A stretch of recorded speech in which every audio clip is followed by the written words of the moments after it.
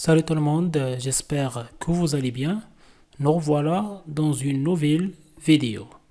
Aujourd'hui, je vais essayer de corriger des questions très importantes en didactique du français. Donc, si vous êtes intéressé, on commence.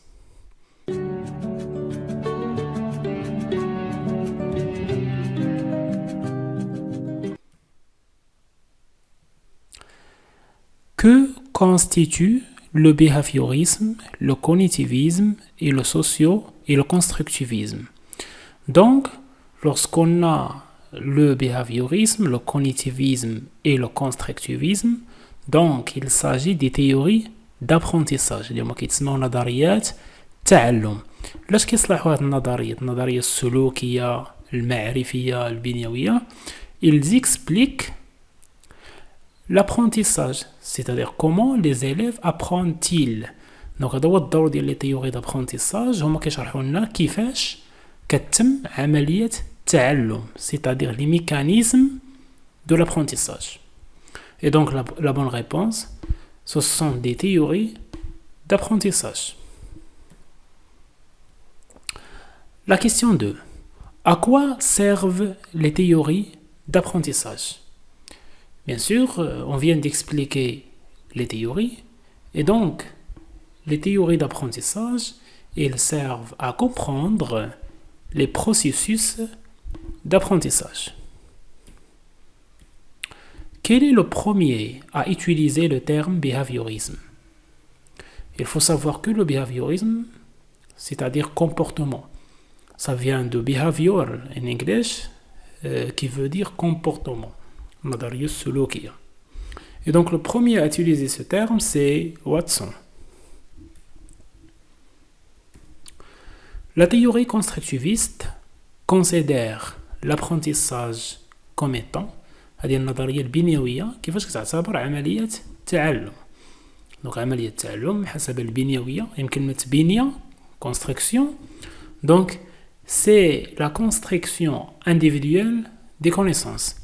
C'est-à-dire que les apprenants qui construisent leur apprentissage بمعنى أن التلاميذ هما اللي كيبنيو المعرفة والتعلم. داكوغ هذه هي النظرية البنيوية ديال بياجي. Une autre question, à quel courant de recherche appartient Jean Piaget? Donc Jean Piaget, c'est le fondateur du constructivisme. Automatiquement, il appartient au constructivisme. Quelle théorie d'apprentissage considère le cerveau humain comme étant un ordinateur qui traite l'information? Bien sûr, après le behaviorisme, s'impose le cognitivisme, une نظرية المعرفية. Donc, la théorie qui تعتبر l'apprentissage comme étant des opérations mentales, il compare le cerveau humain à un ordinateur. Et donc, le nom de cette théorie, c'est le cognitivisme. النظرية المعرفية هي اللي تكلمت على أن le cerveau دماغ يشتغل مثل الحاسوب. Une autre question. Que signifie la zone proximale de développement? La zone proximale de développement a été expliquée par Vygotsky. Et j'ai déjà publié une vidéo qui explique ces théories. Et donc là, je vous invite à le revoir. Bref, la zone proximale de développement appartient à la théorie socio-constructiviste qui considère l'apprentissage comme étant une interaction sociale. Je m'explique, c'est-à-dire que les apprenants, ils apprennent en interaction avec les autres. بمعنى أن l'apprenant n'apprend pas seul. ماشي بحال النظرية البنيوية ما كيتعلمش بوحده. L'élève a besoin d'un groupe classe pour qu'il apprenne.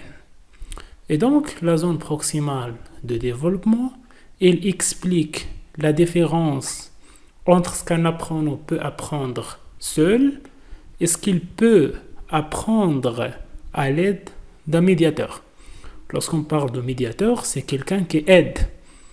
C'est un facilitateur. C'est celui qui facilite. D'accord? C'est le prof, bien sûr. Parce qu'aujourd'hui, le rôle du professeur, c'est de simplifier et d'aider les élèves à apprendre. Sur quoi repose le socio-constructivisme? Le socio-constructivisme, il insiste sur la construction des connaissances dans un cadre social d'apprentissage. Autrement dit, l'élève n'apprend pas tout seul, mais il a besoin d'un groupe. بمعنى أن التلميذ محتاج لواحد المجموعة باش يتعلم. Il ne peut pas apprendre seul. Selon l'école behavioriste, le stimulus est un résultat d'apprentissage, un comportement observable, un indice d'apprentissage, la cause d'un apprentissage. Et donc la règle d'or, si vous voulez, de cette école est la règle de stimulus-réponse. مثير استجابة. بمعنى المثير كيعطي استجابة. الاستجابة هو l'apprentissage. هو الكومبورتمون.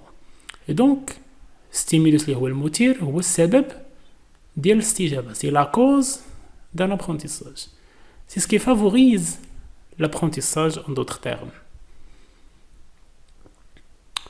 Pavlov a fait une expérience sur un chien pour expliquer le processus d'apprentissage. Cette expérience appartient au conditionnement classique, au conditionnement opérant, au cognitivisme, au conflit socio-cognitif. Donc l'expérience de Pavlov, parce que déjà Pavlov c'est un behavioriste, il appartient à la théorie behavioriste, donc il a fait une expérience qui s'appelle le conditionnement classique. Parce que le conditionnement opérant, il a été fait par Skinner. Faites attention à ce genre de questions, parce que vous allez trouver des questions identiques le jour d'examen.